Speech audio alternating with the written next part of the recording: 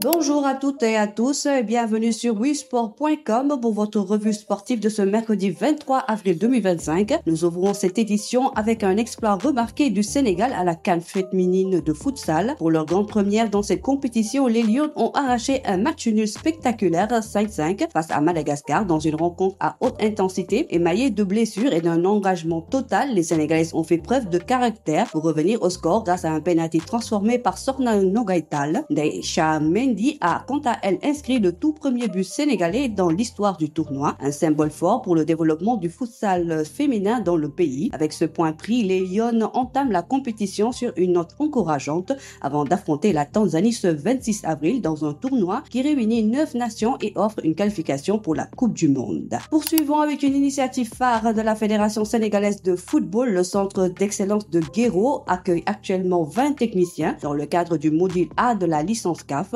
Cette formation, organisée sous la houlette de la direction technique nationale, marque une étape cruciale dans la professionnalisation du football sénégalais. Sur 48 candidats, seuls 20 ont été retenus, en majorité d'anciens internationaux. Fait noble, Mayan Thiam, seule femme parmi les stagiaires, symbolise l'évolution de la place des femmes dans le sport. Selon la DTN, 70% des éducateurs de base sont désormais formés. Des figures de football local comme Malik Daf et Alimal voient en cette formation un tremplin décisif pour leur carrière, une stratégie qui s'inscrit dans la volonté du Sénégal de moderniser durablement son encadrement technique. Direction la Côte d'Ivoire pour un rendez-vous important du basket féminin africain. Le tirage au sort de l'Afrobasket 2025 se tiendra ce mercredi à 18h30 à Abidjan. Cette 27e édition qui aura lieu du 26 juillet au 3 août à Treichville réunira 12 équipes réparties en 4 groupes de 3. Parmi elles, le Sénégal, nation la plus titrée avec 11 couronnes, espère renouer avec le succès après une décennie sans victoire. Afin de préserver l'équilibre de la compétition, la FIBA a instauré 3 chapeaux pour éviter les chocs prématurés entre favoris. La sélection sénégalaise, souvent finaliste ces dernières années,